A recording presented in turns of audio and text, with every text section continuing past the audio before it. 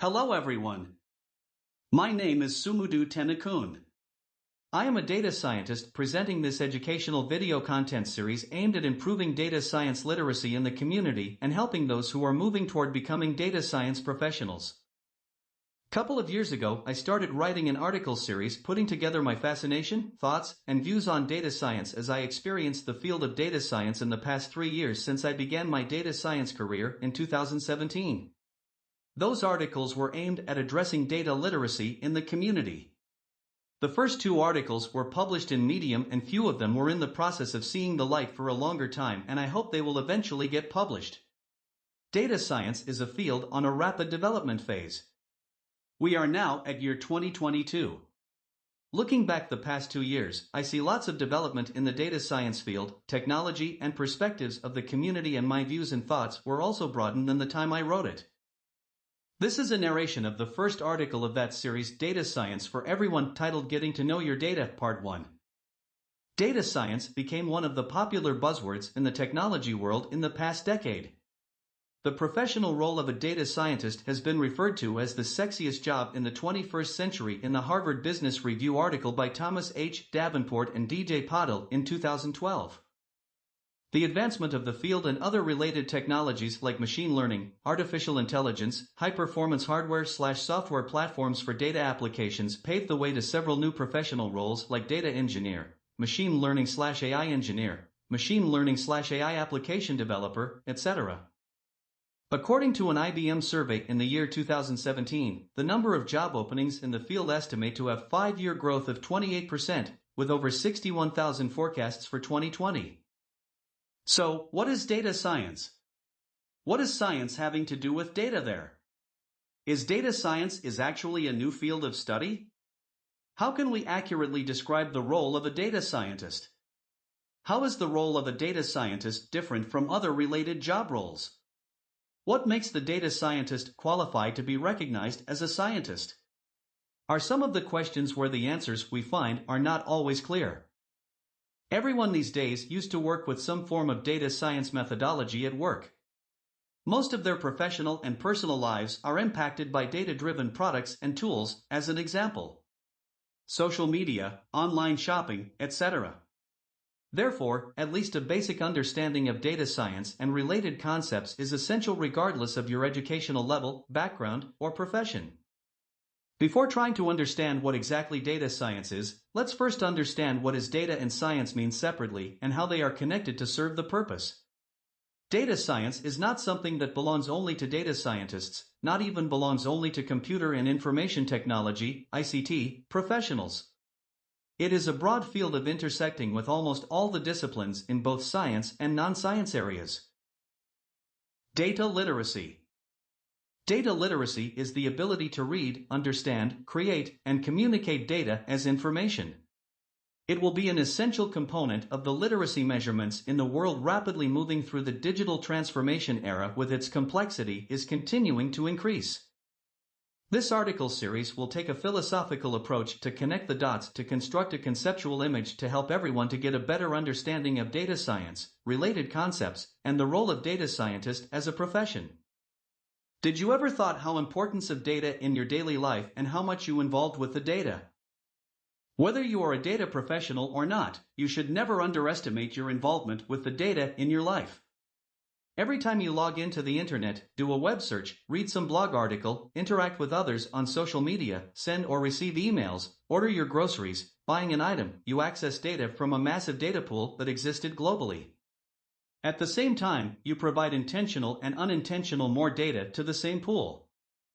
Information you provided when creating your profile, the messages you send via chat, the photos you upload on social networks, the likes and comments you post on the messages of others, the emails you send are part of your intentional contribution.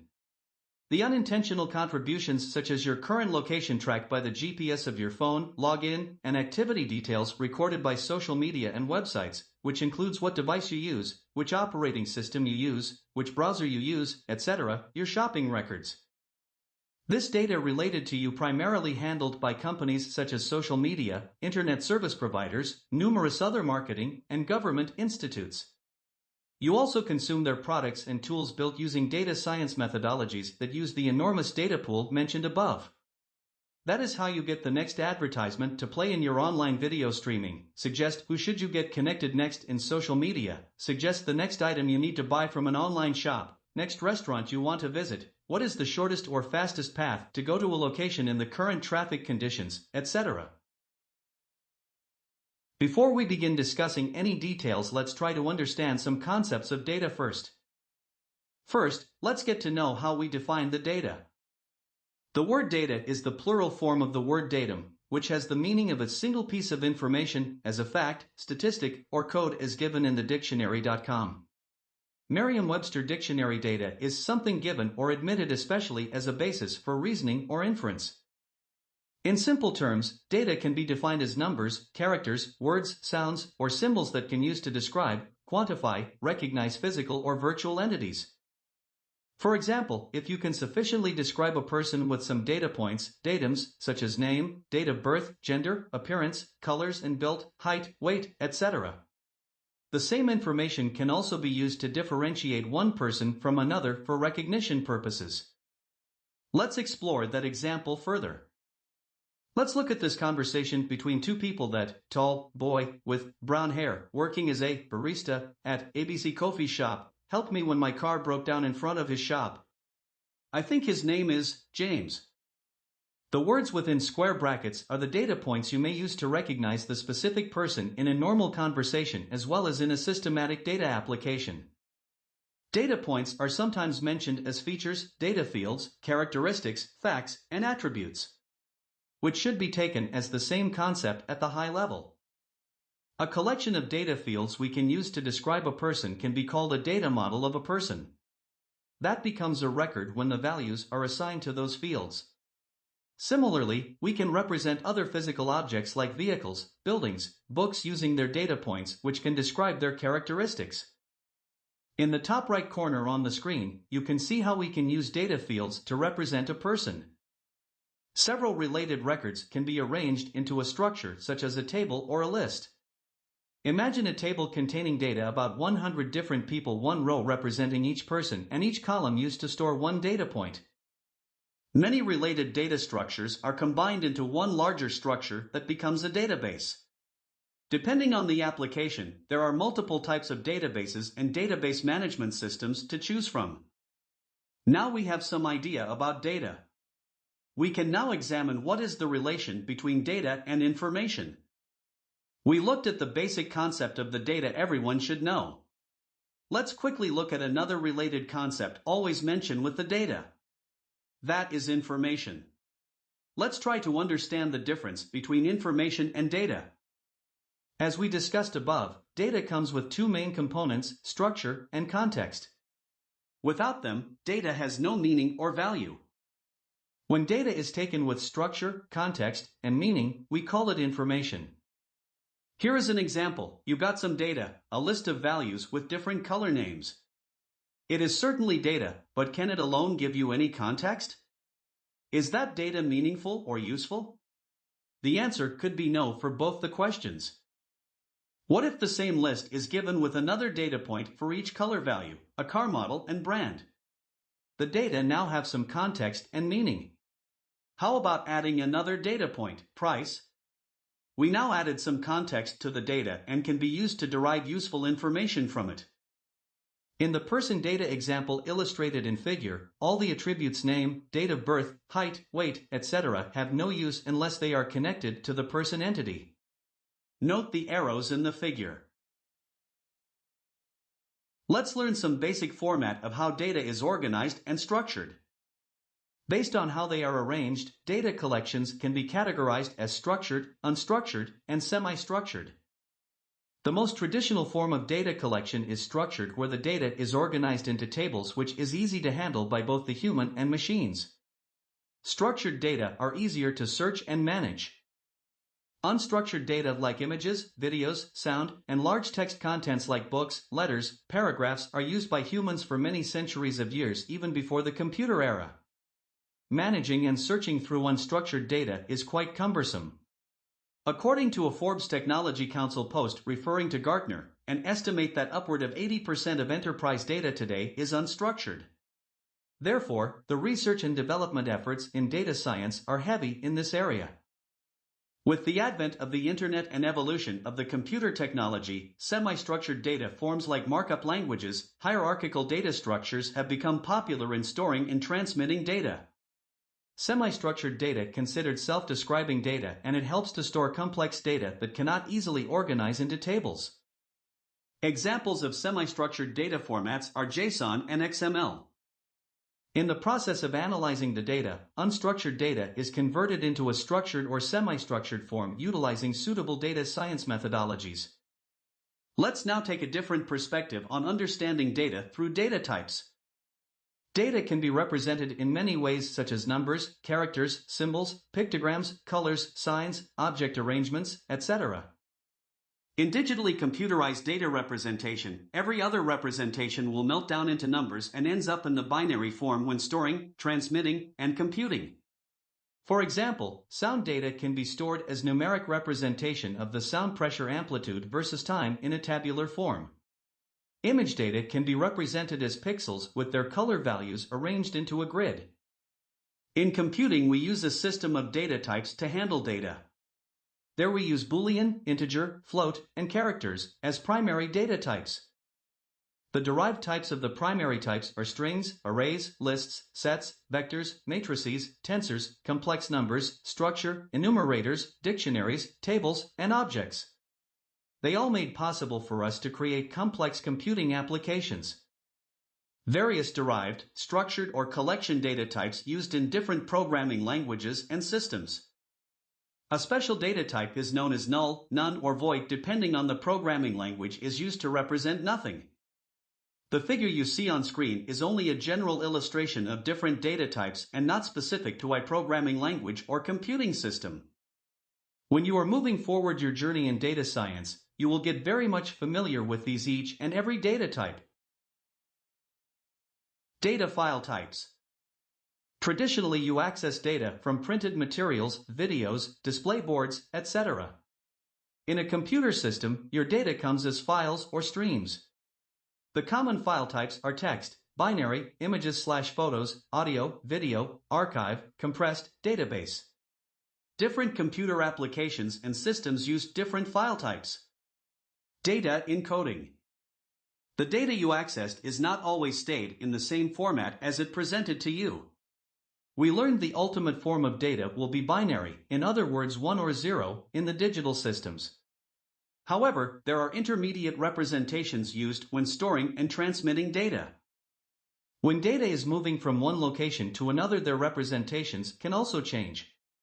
We call that encoding and decoding with reference to one representation. One of the common encoding schemes is the American Standard Code for Information Interchange known as ASCII, which used to represent characters, letters, digits, and special signs. Figure illustrates the encoding of the text data at 8 into ASCII. The universally accepted encoding scheme for the same purpose is known as Unicode. In this figure you can see character encoding example with ASCII. Notice each character get a numeric value under this encoding scheme, which is then converted into binary for the computer use. The conversation can also be reversed. Encoding should not be confused with encryption, which hides data content from unintended parties. In a future video we will discuss how we can do encoding decoding, encryption decryption, and their uses in various data science applications. We all hear a lot about digital data these days. Let's try to understand the difference between analog versus digital data.